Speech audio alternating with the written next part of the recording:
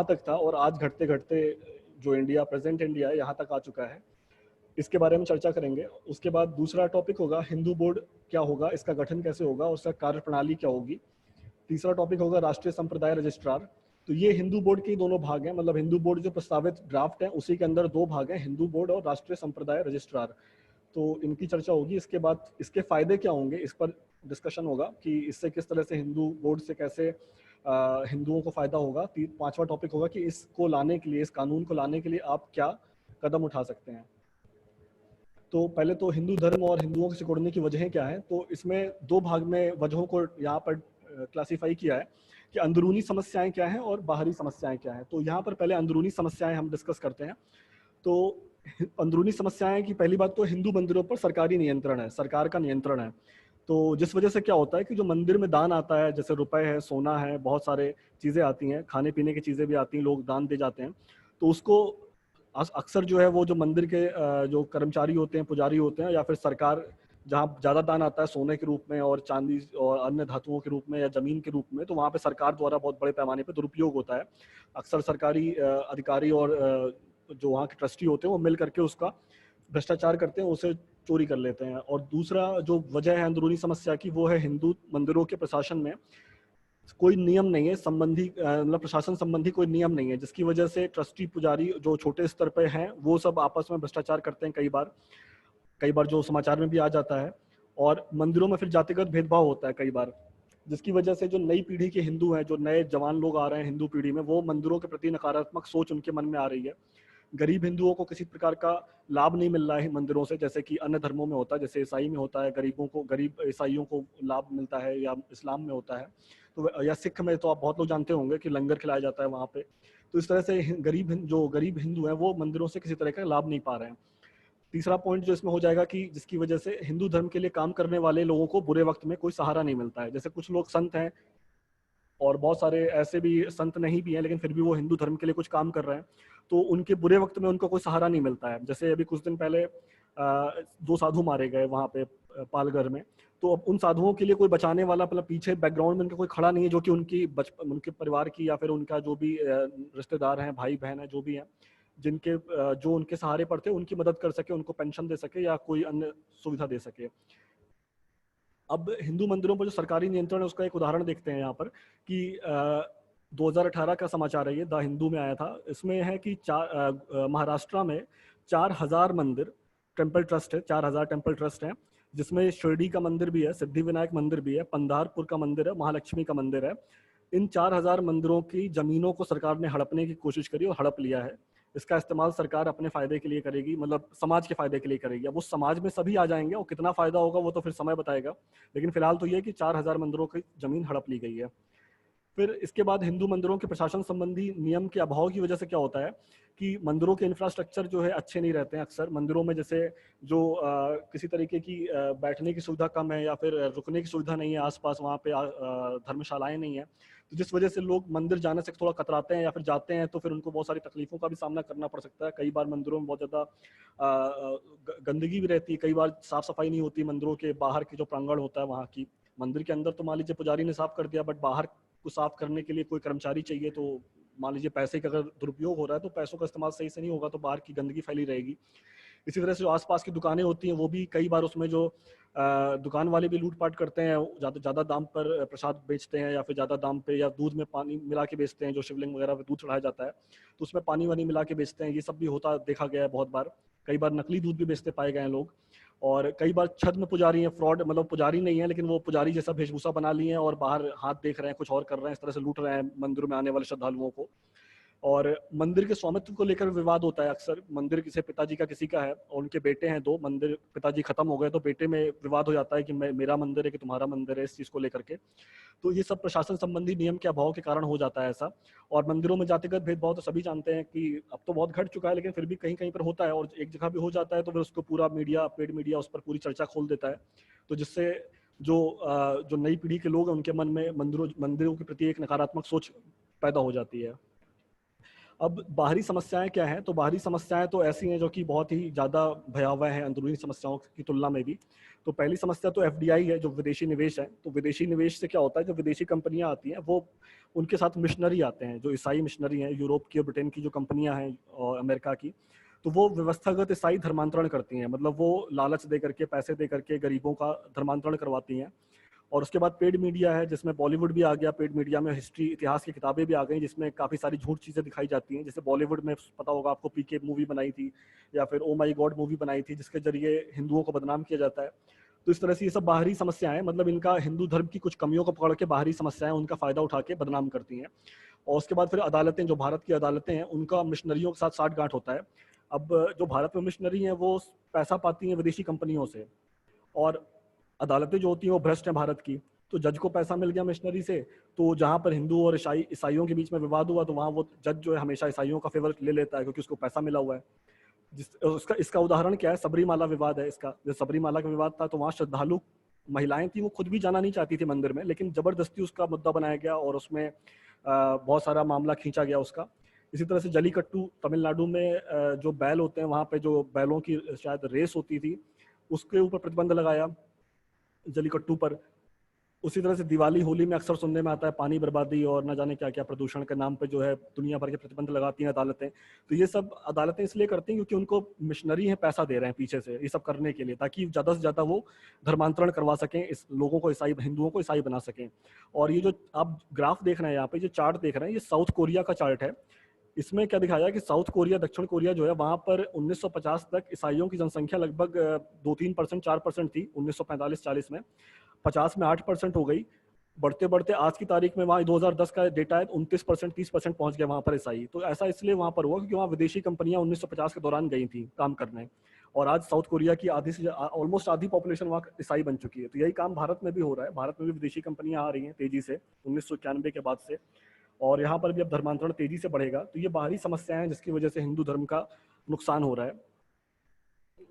अब ये तो हो गया कि हिंदू धर्म सिकुड़ क्यों रहा है। अब बात करते हैं हिंदू बोर्ड क्या है, उसका गठन कैसे होगा, और राष्ट्रीय संप्रदाय रजिस्ट्रार क्या है। तो हिंदू बोर्ड जो है, जब ये कानून गैजेट में छपेगा, तो राष्ट्रीय हिंदू बोर्ड नाम का एक संस्था का गठन होगा, और इसके प्रत्येक सदस्य को एक वोट वापसी पासबुक मिलेगी।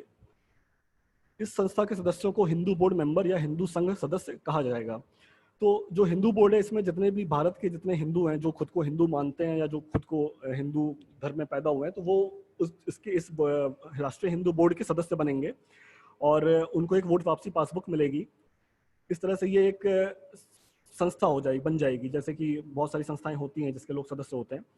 और इसका दूसरा भाग है कि संप्रदाय रजिस्ट्रार की नियुक्ति होना। तो ये हिंदू बोर्ड कानून का एक दूसरा भाग है, जिसमें संप्रदाय रजिस्ट्रार की नियुक्ति होगी, जो कि सरकारी मंदिरों को जितने मंदिर हैं उनको सरकारी नियंत्रण से मुक्त कराएगा। तो जो पहला वाला भाग है वो एक संस्था का गठन करता है, और दूसरा वाला जो भाग है वो सरकारी मंदिरों को सरकारी नियंत्रण से मुक्त करता है। तो इस तरह से ये दोनों कानून मिलकर हिंदू बोर्ड का गठन करते हैं, दोनों भाग मिल करके। अब मेंबर की बात करते हैं, तो मेंबर कौन कौन हो सकता है हिंदू बोर्ड का। तो जितने भी समुदाय भारत में जो जन्मे हैं, जो हिंदू या सनातनी कहते हैं खुद को, वो सभी इस हिंदू बोर्ड के सदस्य बन सकते हैं, बनेंगे। सिख, जैन, बौद्ध, जो कि भारत की धरती पे जिनका जन्म हुआ, जिन धर्मों का, वो भी इसकी सदस्यता ले सकते हैं, वो चाहे तो ले सकते हैं। इसके बाद जो ऐसे धर्म है जो कि भारत की धरती से बाहर पैदा हुए, जैसे इस्लाम है, ईसाई है, पारसी है, यहूदी है, और भी कोई धर्म है जो कि भारत की धरती पर पैदा नहीं हुआ है, वो इसका किसी भी तरह से सदस्य नहीं बन सकता है, जब तक कि वो खुद हिंदू ना बन जाए, वो अलग बात है। तो अब इसमें एक बात ये ध्यान देने वाली है कि ये जो भी इसके सदस्य होंगे, उन पर कोई हिंदू होने का लेबल नहीं लगेगा। ऐसा नहीं, कोई जैन व्यक्ति अगर कोई इसका सदस्य बनता है तो वो खुद को जैन कह सकता है, उसे खुद को हिंदू कहने की जरूरत नहीं है। तो उदाहरण ये है कि यहाँ पर बात ये है कि ऐसा इसलिए हो रहा है क्योंकि बहुत सारे जैन हैं, बहुत सारे सिख हैं जो कि हिंदू मंदिरों में जाते हैं, वहाँ दान देते हैं। तो वो उनको इसलिए ये अधिकार मिल जाता है कि वो राष्ट्रीय हिंदू बोर्ड का सदस्य बन सकते हैं। और दूसरी बात है कि ये जो कानून है पूरी तरीके से संवैधानिक कानून है। ये किसी तरह से जो भारत का जो संविधान है उसका उल्लंघन नहीं करता है। और ये कोई धार्मिक संस्था नहीं है। सबसे महत्वपूर्ण बात यहाँ पर यह है कि कोई धार्मिक संस्था नहीं है, ये एक प्रशासनिक संस्था कह सकते हैं इसको आप। तो इसमें कोई धर्म में कोई इंटरफेरेंस ये नहीं करेगा। हिंदू धर्म में किसी धर्म ग्रंथ में, गीता, रामायण या किसी भी तरीके की धार्मिक जो ग्रंथ हमारे हैं उनमें कोई छेड़छाड़ नहीं कर सकता। ये सिर्फ और सिर्फ प्रशासन देखेगा। ये जैसा कि यहाँ लिखा हुआ है, यह कानून पूरी तरह से संवैधानिक है। यह धार्मिक संस्था नहीं है, बल्कि धार्मिक संस्थाओं का प्रबंधन करने वाली संस्था है। चूंकि भारत एक सेक्युलर देश है, अतः सरकार स्वयं किसी धार्मिक संस्था के प्रबंधन पर खर्चा एवं अतिरिक्त भार नहीं दे सकती, किंतु विभिन्न धर्मों के प्रबंधन के लिए कानून बना सकती है, ताकि अमुक धर्म के अनुयायी अपनी संस्थाओं का प्रबंधन विधिवत रूप से कर सकें। तो ये बात यहाँ ध्यान रखने वाली कि धार्मिक संस्था की हम बात नहीं कर रहे हैं, हम सिर्फ प्रशासनिक व्यवस्था की बात कर रहे हैं। अब राष्ट्रीय हिंदू बोर्ड की जो मुख्य कार्यकारिणी होगी वो इस प्रकार से होगी कि इसमें एक प्रमुख होगा, एक व्यक्ति होगा जो कि प्रमुख होगा, जिसको कि सभी हिंदू जो कि हिंदू बोर्ड के सदस्य हैं वो उसको चुन के भेजेंगे, और बाकी 4 न्यासी होंगे। उसमें कुल 5 सदस्य होंगे, एक प्रमुख, 4 न्यासी। हिंदू बोर्ड का जो प्रमुख होगा उसको टाइटल होगा हिंदू संघ प्रधान। उसको हिंदू, जैसे आप आज हमारे देश में प्रधानमंत्री है तो उसको प्रधानमंत्री कहा जाता है, तो वैसे जो उसका मुख्य जो होगा हिंदू बोर्ड का, वो उसका नाम उसको कहा जाएगा हिंदू संघ प्रधान। और जो बाकी 4 लोग होंगे साथ में उसके सहयोगी होंगे, उनको कहा जाएगा न्यासी। इसके बाद जो हिंदू संघ प्रधान है, ये जैसा बताया मैंने कि चुन के इसको इलेक्शन के थ्रू रखा जाएगा, और ये वोट वापसी पासबुक के दायरे में होगा। वोट वापसी पासबुक के दायरे में होने से मतलब है कि आप इसको किसी भी दिन किसी भी समय बदल सकते हैं। आपसे मतलब है भारत की जनता जो कि हिंदू है, जो कि राष्ट्रीय हिंदू बोर्ड के। हाँ, एक मिनट, मैं अमित बोल रहा हूँ। वो एक चीज गलत बोली पता ही, जो ये है वो जो हिंदू संघ प्रधान है वो डायरेक्टली चुना, पहला जो है वो प्रधानमंत्री ही नियुक्त करेंगे, बाद में हाँ, वो वोट वापसी के दायरे से रहेगा। हाँ, पहला जब ये कानून पास होता है तब तो पहला वाला तो प्रधानमंत्री रखेंगे, वो तो आप ड्राफ्ट पढ़ोगे तो समझ जाओगे। लेकिन जो उसके बाद जो आगे आने वाले बनेंगे वो वोट वापसी पासबुक के दायरे में होंगे, जिसकी वजह से वो सारे चुन के आएंगे। तो कैसे चुन के आएंगे, उसकी प्रक्रिया इस प्रकार से होगी कि जैसे पहला वाला प्रधानमंत्री ने बना दिया, तो उसके बनने के बाद भारत का जो राष्ट्रीय हिंदू बोर्ड के जो सदस्य हैं उनमें से कोई भी व्यक्ति खुद को जाके नामांकन कर सकता है खुद का, कि वो हिंदू संघ प्रधान बनना चाहता है। अब उसका नाम जब वो जाके वहां देगा तो उसका नाम, उसको फीस देनी पड़ेगी, जो सांसद की फीस होती है वो फीस देनी पड़ेगी। इस तरह से उसको नामांकन हो जाएगा, और उसके नामांकन होने के बाद जो बाकी सदस्य हैं वो जाकर के जो राष्ट्रीय हिंदू बोर्ड संघ के सदस्य हैं वो जाकर उसका हाँ या ना जो भी उन्हें दर्ज करना उसके नाम के आगे, कि उन्हें पसंद है या नहीं पसंद है वो नया वाला नामांकन। तो अगर उसका नामांकन में जितने पुराना वाला जो व्यक्ति है उसके नामांकन से 1% ज्यादा हो जाता है तो वो बन जाएगा, उसको प्रधानमंत्री बना सकते हैं, नया हिंदू संघ प्रधान। उसके पूरी प्रक्रिया आप ड्राफ्ट में पढ़ेंगे तो आपको मिल जाएगी सही से। यहाँ पर हम सिर्फ इसके ऊपर मोटे मोटे जानकारी की बात कर रहे हैं। अब यदि आप इस बोर्ड के मेंबर हैं और संघ प्रधान के कामकाज से संतुष्ट नहीं है, तो वोट वापसी पासबुक के साथ पटवारी कार्यालय में जाकर उसे निकालने और किसी अन्य व्यक्ति को इस पद पर नियुक्त करने के लिए अपनी स्वीकृति दे सकते हैं। जैसा कि मैंने बताया कि वो इलेक्शन के थ्रू आएगा, पहले वाले के बाद से। और अगर किसी भी हिंदू बोर्ड के कार्यक्षेत्र में किसी भी तरह के विवाद के निपटारे के लिए जूरी कोड कानून लागू होगा, जिसके सदस्य हिंदू बोर्ड के मेंबर नागरिक ही होंगे। मतलब कोई भी हिंदू बोर्ड के संबंधित कोई भी विवाद होता है, कोई भी समस्या होती है, तो उसकी जो सुनवाई होगी वो जूरी कोर्ट में होगी, और वो जूरी कोर्ट के जो सदस्य होंगे वो सभी हिंदू बोर्ड मेंबर के नागरिक ही बन सकते हैं। मतलब वो साधारण जूरी कोर्ट जो हमने प्रस्तावित किया है वो वहां से नहीं आएंगे, वो हिंदू बोर्ड मेंबर के नागरिक होंगे, वो सारे मतलब वो हिंदू होंगे। आज की डेट में क्या होता है कि जो जज बैठ के सुनवाई करता है किसी भी मामले के निपटारे के लिए, तो ये व्यवस्था खत्म हो जाएगी। जज कोई भी हो सकता है, वो जज हम नहीं रखेंगे यहाँ पर, हम सिर्फ हिंदू नागरिकों की जूरी रखेंगे।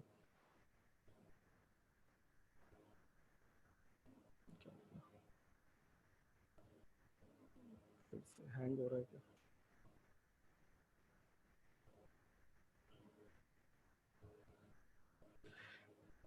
फिर हमने ये बात कर ली अभी तक कि हिंदू धर्म के सिकुड़ने की वजहें क्या थी, हिंदू बोर्ड क्या था, इसका गठन कैसे होना था, और फिर राष्ट्रीय संप्रदाय रजिस्ट्रार क्या है, उससे क्या होगा।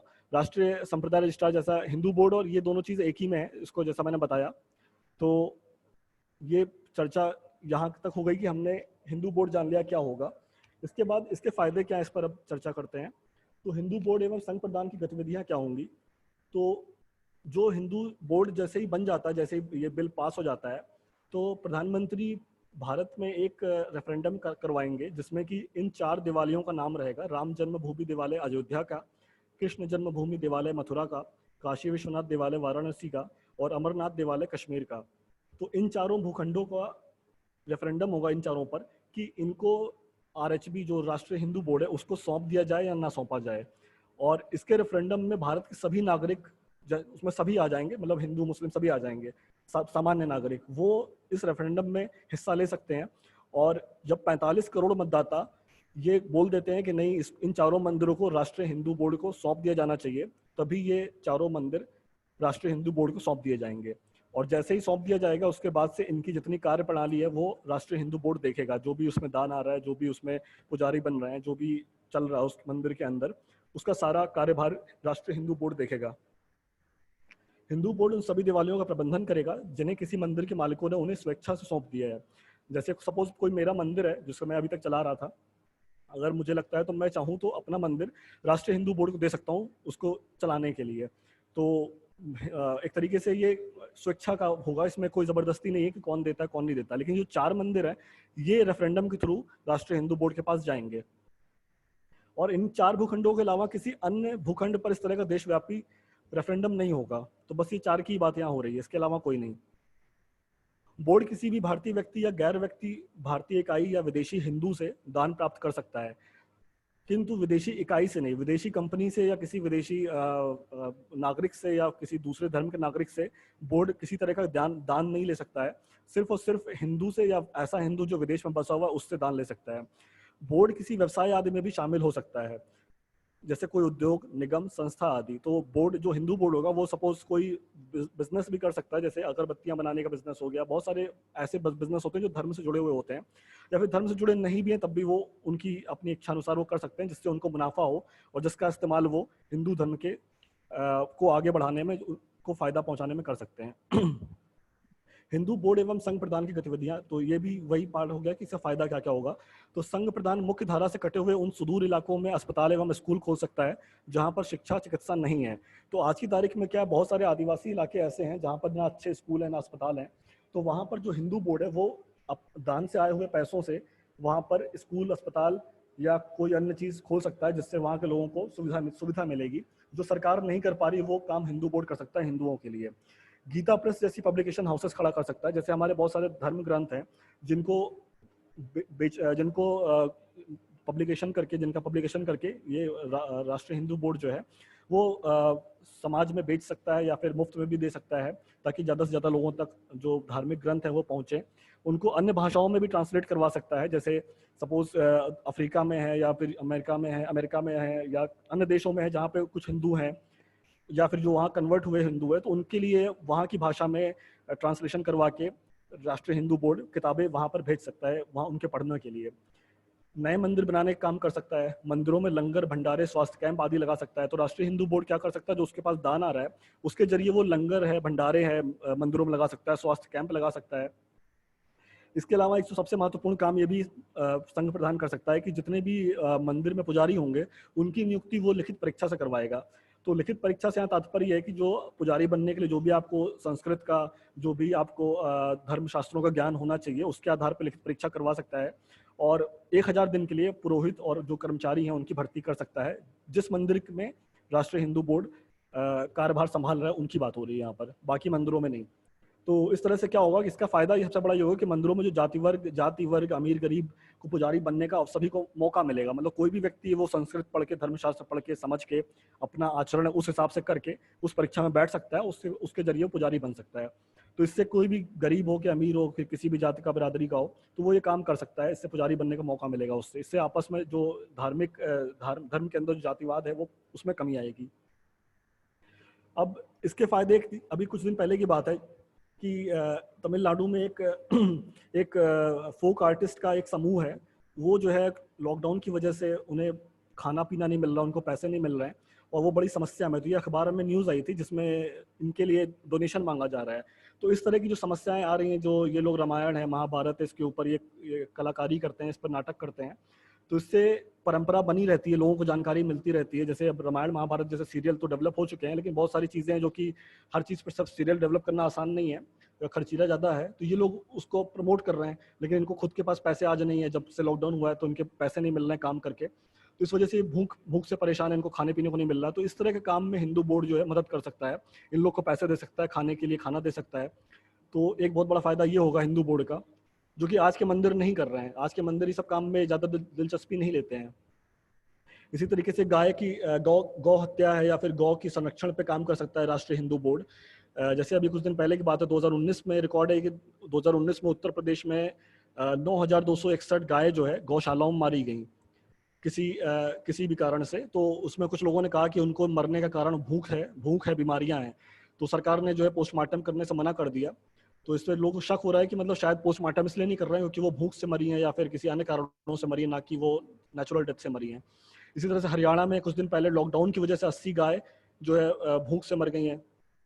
तो इस तरह की जो हादसे हो रहे हैं, गाय के साथ गौ बचाने का काम भी राष्ट्रीय हिंदू बोर्ड कर सकता है, करेगा अगर ऐसा बनता है राष्ट्रीय हिंदू बोर्ड, क्योंकि वो सरकार से मुक्त होगा, वो सरकार के दायरे में नहीं होगा, वो हिंदुओं के दायरे में होगा। तो वो हर एक ऐसा काम करेगा जिससे कि हिंदुओं को खुशी मिले, जिससे हिंदुओं को फायदा हो या हिंदू संस्कृति को फायदा हो।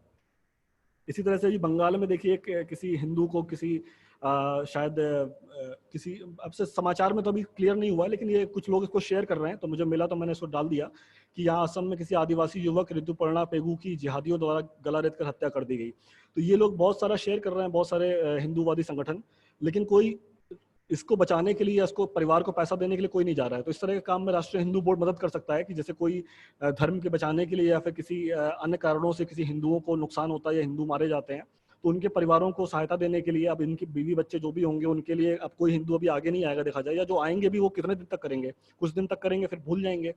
लेकिन जो राष्ट्रीय हिंदू बोर्ड है वो पूरा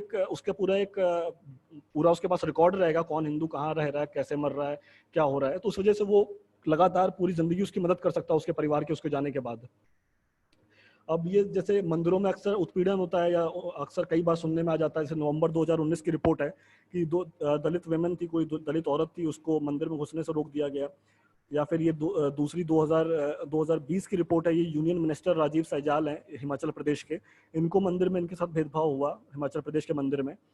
तो इस तरह की जो हरकतें होती हैं, इनको आज की डेट में क्या होता है कि जज होते हैं वो पैसा लेके छोड़ देते हैं, उनको कोई फर्क नहीं पड़ता है। लेकिन इस तरह की जो हरकतें होती हैं, इनको हम जो है राष्ट्रीय हिंदू बोर्ड आने के बाद उसे हम हिंदू नागरिकों की जूरी के सामने रख सकते हैं इस तरह के मामले, और उस पर जूरी कार्रवाई कर सकती है पुजारी के ऊपर जिसने भी ऐसी हरकत करी।